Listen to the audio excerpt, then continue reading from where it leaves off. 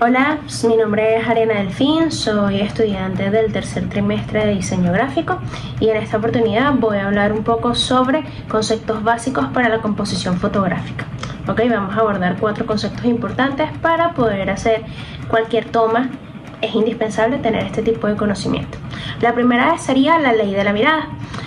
De acuerdo a esto, la ley de la mirada en fotografía se refiere a la técnica de composición que considera hacia dónde está mirando el sujeto al cual se le está haciendo el encuadre, al cual se le está haciendo la toma fotográfica, ¿ok? En este caso, esta ley sugiere que debería haber un espacio en la dirección en la que el sujeto está mirando para que la imagen se sienta equilibrada y armoniosa.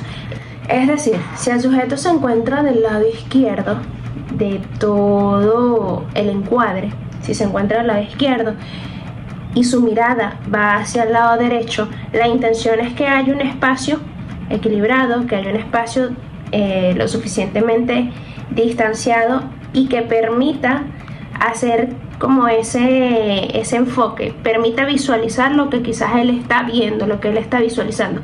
Muchas veces en esta ley, cuando se realiza la toma, no se hace de la forma adecuada, es decir, se corta justamente antes de que se visualice lo que la persona está visualizando.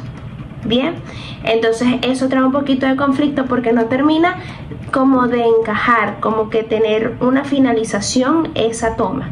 Si la persona está mirando una flor, la intención es que se observe también la flor que la persona está mirando.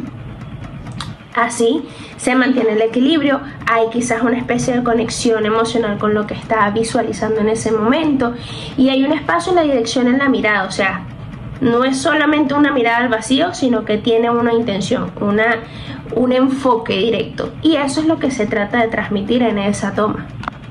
Bien, como segundo concepto importante en la composición fotográfica está el punto de fuga. El punto de fuga es una técnica de composición en la fotografía que utiliza líneas convergentes, ¿ok? Son líneas que ayudan a crear una sensación de profundidad y perspectiva.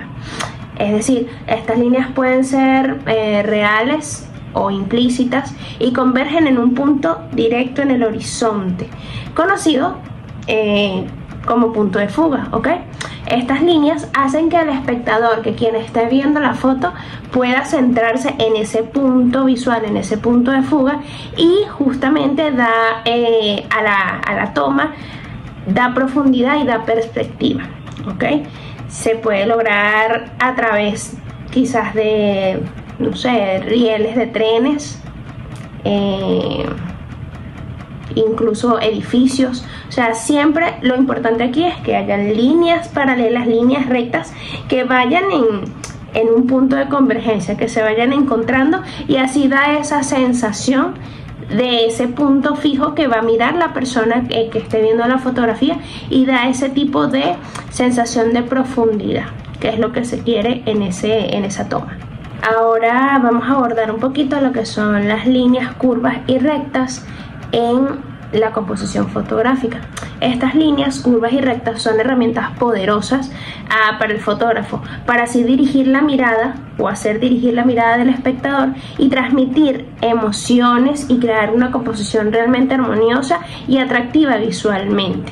De acuerdo a cómo se utilicen unas u otras, pueden causar sensaciones o pueden causar representaciones diversas, ¿ok? En particular, las líneas rectas mayormente provocan movimiento y dirección. Estas líneas rectas producen, por ejemplo, ya sean caminos, edificios, rieles de tren. Esas líneas que se marcan a través de la cotidianidad, de la vida, de la calle, del transitar, guían la mirada del espectador a lo largo de la imagen, proporcionando así una sensación de estabilidad y estructura. Es decir, siempre van a ser como esa seguidilla que al ojo del espectador le va a producir esa sensación de equilibrio que muchas veces se busca en la fotografía. Entonces, además de eso, contribuyen a una sensación de orden, de simetría, en donde se puede ver un encuadre bastante estructurado, por así decir, ¿ok? Por el contrario, las líneas curvas permiten un movimiento y una fluidez más natural. O sea, este tipo de líneas curvas se puede conseguir, por ejemplo, en ríos, en caminos, en montañas. Es como algo mucho más natural que crea una sensación de fluidez, de naturaleza, haciendo que la mirada justamente no se fije quizás tanto en un punto tan recto, sino que sea más espacioso, pueda visualizar el equilibrio natural de la composición que se está creando en ese momento, ¿ok? Probablemente es menos rígida que la anterior, quizás un poco más creativa, más del sentir de ese momento, y se usa mucho con las fotos naturales, las fotos paisajistas. De ese estilo pueden utilizarse mucho mejor lo que son las líneas curvas, ¿ok? Bien, por último vamos a abordar lo que es la regla de los impares. En este caso, esta regla sugiere que mayormente las agrupaciones impares, es decir, 3, 5, 7, 9, este tipo de números impares en una composición fotográfica, hacen que visualmente la fotografía y esa composición al final sea mucho más atractiva de forma visual, porque justamente produce un equilibrio asimétrico que hace que a los ojos del espectador sea mucho más dinámica, mucho más atractiva que lo que puede producir quizás una fotografía con algo par, ¿ok?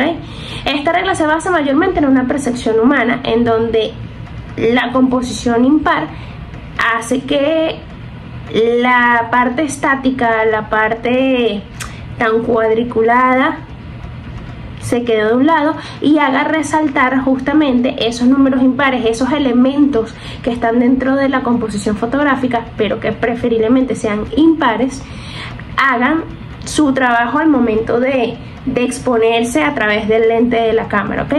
Ese interés visual que lo genera viene a través de un proceso psicológico que hace que llame más la atención lo que puede ser un número impar en vez del par, ¿ok? Y hace justamente que este tipo de fotografías sean un poco más atractivas y tengan esa chispa, ese dinamismo que no produce otro tipo de fotografías quizás un poco más estructuradas o más cuadriculadas, en donde los números pares sean los recurrentes.